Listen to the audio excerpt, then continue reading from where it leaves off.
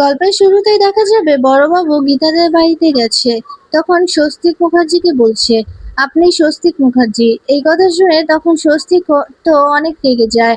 রেগে গিয়ে বড়বাবুকে বলছে, না না, আমি কতবার বলবো বলুন তো যে আমি স্বস্তিক মুখার্জি না, আমি সঞ্জয়। তখন অগ্নিজিৎ মুখার্জি বলছে, বাবা তুই বল না, তুই বল না তুই আমার ছেলে, তুই স্বস্তিক মুখার্জি, তুই বল না বাবা, তুই কেন স্বীকার করছিস না বলতো? তোর কি কিছু হয়েছে? তুই কি কারো ভয়ে স্বীকার করছিস না? তখন এই কথা শুনে তখন স্বস্তিক মুখার্জি বলছে, না, আমি কারো ভয়ে এসব কথা বলছি না। এই কথা বলে রেগে গিয়ে স্বস্তিক সেখান থেকে চলে যাবে। তখন বড়বাবু স্বস্তিকের কলারটা ধরে নেয়। তখন স্বস্তিক তো এটা দেখে ভীষণ ভয় পেয়ে যায় আর অনেক রেগেও যায়।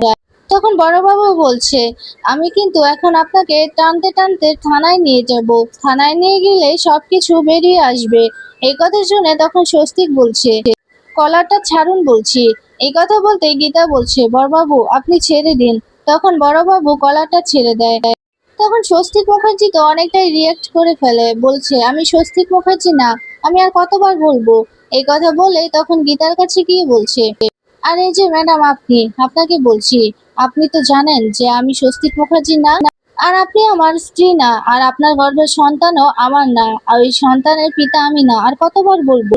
টিপ তো ঠিকই বলেছিল আপনি যে। এই কথা বলতে তখন গীতা স্বস্তিককে অনেক জোরে একটা চড় মারে। এটা দেখে তো ভীষণ অবাক হয়ে যায় সবাই। তখন স্বস্তিক বলছে, আপনি আমাকে মারলেন কেন? এর হিসেব কিন্তু আমি ঠিক নেব আপনার থেকে। এই কথা বলতে তখন দেখা যাবে গীতা বলছে, আপনি কেন বুঝতে চাইছেন না স্বস্তিক বাবু? আপনি আমার স্বস্তিক বাবু, আমার বাচ্চার বাবা। এই কথা শুনে তখন স্বস্তিক আবারও বলছে, আমি আর বলতে পারবো না যে আমি স্বস্তিক মুখার্জি নই, আমি সঞ্জয়। আপনারা কেমন মানুষ বলুন তো? আপনাদের এক কথা কেন বারবার বলতে হয়? এই কথা বলে চিৎকার করতে থাকলে তখন দেখা যাবে স্বস্তিক মুখার্জি অসুস্থ বোধ করে। তখনই টিপ এসে বলছে, কি হয়েছে তোমার সঞ্জয়? তখন স্বস্তিক বলছে, আমার মেডিসিন। তখন এই কথা বলে অসুস্থ হয়ে পড়লে তখন টিপ মেহেককে ডেকে দুজনে মিলে ধরে স্বস্তিককে নিজের ঘরে নিয়ে যায়। ওইদিকে এসব কিছু দেখে ভীষণ কষ্ট পেতে থাকে গীতা। তখন বড়বাবু গীতার কাছে এসে বলছে, আপনি একবার বলুন, আপনি একবার বললেই আমি ওনাকে থানায় নিয়ে যাব। এই কথা শুনে তখন গীতা বলছে, না না বড়বাবু, ওনাকে থানায় নিয়ে গিয়ে কিছুই মনে করানো যাবে না, কারণ ওনার স্মৃতি নষ্ট হয়ে গেছে, ওনার কিছুই মনে পড়ছে না। তাই ওনাকে যতই চেষ্টা করা হোক না কেন, ওনার কিছুই মনে পড়বে না। তখন অগ্নিজিৎ মুখার্জি বলছে, গীতা, আমি জানি না তুমি কি করতে চাইছো, তবে আমার কিছুই ভালো লাগছে না। আমার মনে হচ্ছে যে আমাদের স্বস্তিক স্মৃতি হারিয়েছে, তার এত সহজে স্মৃতি ফিরবে না, কিন্তু আমরা এখন কি করব? এই কথা বলে কাঁদতে থাকে। তখন ইলিন গিয়ে বলছে, জেঠুমণি, আমার কি মনে হচ্ছে জানো তো, ভাইয়াকে না ও কি যেন একটা মেডিসিন দিচ্ছে যাতে করে ওর স্মৃতি না ফিরে আসে। এই কথা শুনে তখন বড়বাবু বলছে, ও কিন্তু একদম ঠিক কথা বলেছে। তখন এলেন গীতার কাছে গিয়ে বলছে, গীতা বৌদি, তুমি একটাবার ভেবে দেখো না, এত কিছু হয়ে যাচ্ছে, ভাইয়ার তো সবকিছু মনে পড়ার কথা, তাহলে কেন মনে পড়ছে না? এই কথা শুনে তখন গীতা বড়বাবুকে বলছে, আচ্ছা বড়বাবু, আমরা যদি ওকে সাইকিয়াট্রিস্টের কাছে নিয়ে যাই। এই কথা শুনে বড়বাবু বলছে, সেটা তো করাই যায়। তখন গীতা অগ্নিজিৎ মুখার্জির কাছে গিয়ে বলছে, বাবা, যদি নিয়ে যাওয়া হয় তাহলে কেমন হবে? তখন অগ্নিজিৎ মুখার্জি বলছে, তোমাদের যেটা ভালো মনে হয় তোমরা সেটাই করো। তখনই মেহেক আসে, আর মেহেক আসতেই তখন গীতা মেহেকের কাছে গিয়ে বলছে, তোমার দাদা কেমন আছে এখন? ওর ঠিক আছে তো? তখন মেহেক বলছে, হ্যাঁ ঠিক আছে, রেস্ট করছে। এই কথা শুনে তখন গীতা বড়বাবুর কাছে গিয়ে বলছে, আমাকে স্বস্তিক বাবুকে নিয়ে যেতে হবে সাইকিয়াট্রিস্টের কাছে। তখন বড়বাবু বলছে, ঠিক আছে, আমি অ্যাপয়েন্টমেন্ট করে দেব। তখন দেখা যাবে মেহেক বলছে, গীতা বৌদি, এটা কিন্তু অতটাও সহজ হবে না, কারণ টিপদি দাদাকে কিছুতে একা ছাড়বে না, চোখের আড়ালও করবে না। তখন গীতা বলছে, হ্যাঁ, কিন্তু আমাকে যে করেই হোক নিয়ে যেতেই হবে, না হলে কিচ্ছু প্রমাণ করা যাবে না। ওনার স্মৃতিটা ফেরানো খুবই জরুরি। তখন বড়বাবু বলছে, কোনো সমস্যা নেই, আপনি যেদিন যাবেন সেদিন আমাকে বলবেন, আমি কোনো কারণবশত টিপকে ডেকে নিয়ে যাব থানায়, বলবো জরুরি দরকার আছে। এই কথা শুনে তখন দেখা যাবে গীতা বলছে, ঠিক আছে। এলিন গিয়ে গীতাকে বলছে, আচ্ছা গীতা বৌদি, তুমি প্রমাণ করতে পারবে তো? তুমি ভাইয়াকে ঠিক করতে পারবে তো, বলো? তখন গীতা বলছে, হ্যাঁ, তোমাদের আমি কথা দিলাম, আমি ঠিক স্মৃতি ফিরিয়ে আনবো স্বস্তিক বাবুর। আর তারপর দেখা যাবে গীতা নিজের ঘরে দাঁড়িয়ে দাঁড়িয়ে গান গাইছে, আর স্বস্তিক শুয়েছিল। গান শুনে উঠে বসতে তখন স্বস্তিকের গীতার সাথে কাটানো সেই মুহূর্তগুলোর কথাই ঝাপসাভাবে মনে পড়তে থাকে স্বস্তিকের। স্বস্তিক নিজের রুম থেকে বেরিয়ে গীতার রুমে যায়, আর তখন খুব খুশি হয়ে যায় গীতার গান শুনে। দাঁড়িয়ে দাঁড়িয়ে গীতার গান শুনছে, ওইদিকে গীতা গান গাইছে, পেছন থেকে স্বস্তিক বলছে, খুব সুন্দর, খুব সুন্দর করে গান গাইতে পারেন আপনি। এই কথা শুনে অবাক হয়ে যায় গীতা। পিছু ফিরেই দেখতে পায় স্বস্তিক সেখানে দাঁড়িয়ে আছে। তখন দেখা যাবে স্বস্তিক বলছে, খুব সুন্দর করে গান গান আপনি, কিন্তু আপনার কণ্ঠটা কেন যেন আমার খুব চেনা মনে হয়, খুব পরিচিত মনে হয়। তখন গীতা বলছে, স্বস্তিক বাবু আপনি? এই কথা বলে স্বস্তিকের কাছে গিয়ে বলছে, আপনার কিছু মনে পড়ছে? কিছু কি মনে পড়ছে বলুন? আপনি তো বললেন এইমাত্র যে আমার কণ্ঠ নাকি আপনার চেনা মনে হচ্ছে, আমার গান আপনার চেনা মনে হচ্ছে। তখন স্বস্তিক বলছে, হ্যাঁ, আমার খুবই চেনা মনে হচ্ছে, আমার মনে হচ্ছে আমি এই কণ্ঠে গান শুনেছি বহুবার। এই কথা শুনে গীতা বলছে, হ্যাঁ স্বস্তিক বাবু, আমি তো অনেকবার গান গেয়েছি, আপনার কিছু মনে পড়ছে বলুন? এই কথা শুনে স্বস্তিক নিজের মাথায় হাত দিয়ে ভাবতে থাকে, কিন্তু কিছুই খোলাসা ভাবে মনে পড়ছে না স্বস্তিকের।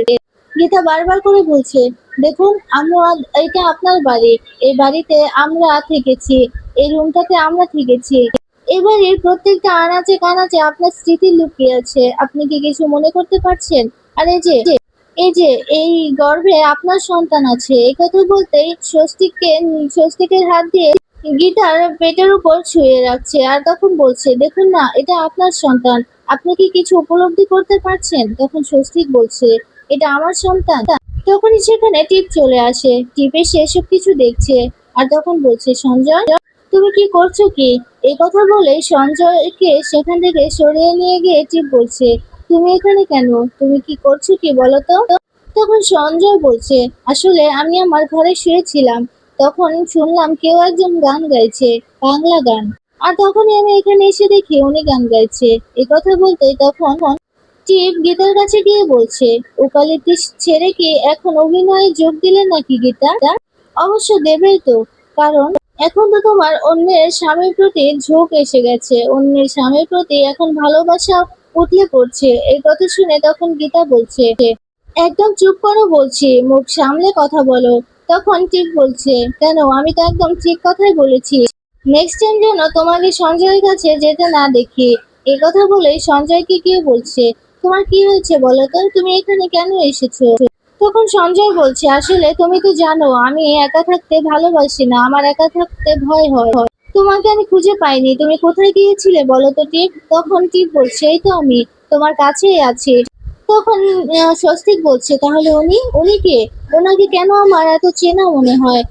এই কথা শুনে টিপ বলছে, উনি কেউ না, উনি তোমার কেউ হয় না, আমি তোমার টিপ, আমি তোমার স্ত্রী, আমি তোমার ভালোবাসা। এই কথা শুনে স্বস্তিক বলছে, হ্যাঁ, আমি তো তোমাকে ভালোবাসি, ভীষণ ভালোবাসি তোমাকে টিপ। তখন টিপ গীতার কাছে গিয়ে বলছে, শুনলে তো, ও আমাকে ভালোবাসে, শুধুই আমাকে ভালোবাসে, তাই তোমাকে বলে দিলাম, তুমি আমাদের মাঝখানে আর কোনোদিনও আসবে না, আর বাজির কথা কিন্তু ভুলো না। এই কথা বলে সেখান থেকে স্বস্তিককে নিয়ে চলে যায়। এইদিকে গীতা বলছে, স্বস্তিক বাবু, উনি আমার স্বস্তিক বাবু, আর এটা খুব শিগগিরই প্রমাণ হয়ে যাবে। আমাকে তো প্রমাণ করতেই হবে, আমি কথা দিচ্ছি, আমার সন্তান ভূমিষ্ঠ হওয়ার আগেই আমি প্রমাণ করে দেব উনি আমাদের স্বস্তিক বাবু, আর আমার সন্তান পৃথিবীতে এসে তার বাবাকে দেখতে পাবে। আর তারপরে দেখা যাবে গীতা সাইকিয়াট্রিস্টের কাছে চলে যায়, গিয়ে সাইকিয়াট্রিস্টের কাছে বলছে, আমাদের রোগী স্বস্তিক মুখার্জি, ওনাকে কি নিয়ে আসবো? তখন ডক্টর বলছে, না, আগে আমি পুরো ঘটনাটা শুনি। তখন এই কথা শুনে তখন গীতা সে আগের ঘটনাগুলোই বলতে থাকে, প্রথম থেকে শুরু করেছে। গীতা স্বাদের দিন থেকেই যে সমস্যাটা শুরু হয়েছে সেই সব কথা বলতে থাকে সাইকিয়াট্রিস্টের কাছে। সাইকিয়াট্রিস্ট এসব কথা শুনে তো ভীষণ অবাক হয়ে যায়, তখন বলছে, এটা তো মিরাক্কেল, দুটো গুলি লাগার পরেও একটা মানুষ কি করে বেঁচে ফিরতে পারে? এই কথা শুনে তখন গীতা বলছে, হ্যাঁ, মিরাক্কেলই তো, আর এই মিরাক্কেল ঘটিয়েছে ভগবান। আর তারপরে স্বস্তিককে নিয়ে আসা হলে তখন সাইকিয়াট্রিস্ট স্বস্তিককে প্রশ্ন করতে স্বস্তিক বলছে আমি সঞ্জয়। তখন সাইকিয়াট্রিস্ট বলছে না আপনি সঞ্জয় না, আপনি স্বস্তিক মুখার্জি। আচ্ছা আপনি বলুন তো এটা কত সাল? এ কথা শুনে তখন স্বস্তিক বলছে এটা 2023। তখন মেহেক বলছে না ছোটদা, এটা তো 2025। তখন গীতা বলছে আপনার কিছুই মনে পড়ছে না তাহলে? কিছুই কি বুঝতে পারছেন না আপনি? স্বস্তিক বাবু আপনি মনে করার চেষ্টা করুন। এই কথা বলতেই অনেক রেগে যায় স্বস্তিক। রেগে গিয়ে সেখান থেকে বারবার করে বলছে আমি স্বস্তিক না, আমি সঞ্জয়। আমি কতবার বলবো? এই কথা বলে টেবিলে রাখা জিনিসপত্র ছুঁড়ে ফেলে দেয়। তখন গীতা স্বস্তিকের কাছে গিয়ে বলছে স্বস্তিক বাবু আপনি প্লিজ মনে করার চেষ্টা করুন। আর তারপর দেখা যাবে ওরা বাড়ি ফিরে যায়। তখন টিপ স্বস্তিককে গিয়ে বলছে সঞ্জয় তুমি কোথায় গিয়েছিলে, বলো তুমি কোথায় গিয়েছিলে? তখন মেহেক বলছে সাইকিয়াট্রিস্টের কাছে যাওয়া হয়েছিল ওনাকে নিয়ে। তখন টিপ গিয়ে গীতাকে বলছে কি বলছো কি তোমরা তোমরা ওকে ওখানে কেন নিয়ে গিয়েছিলে?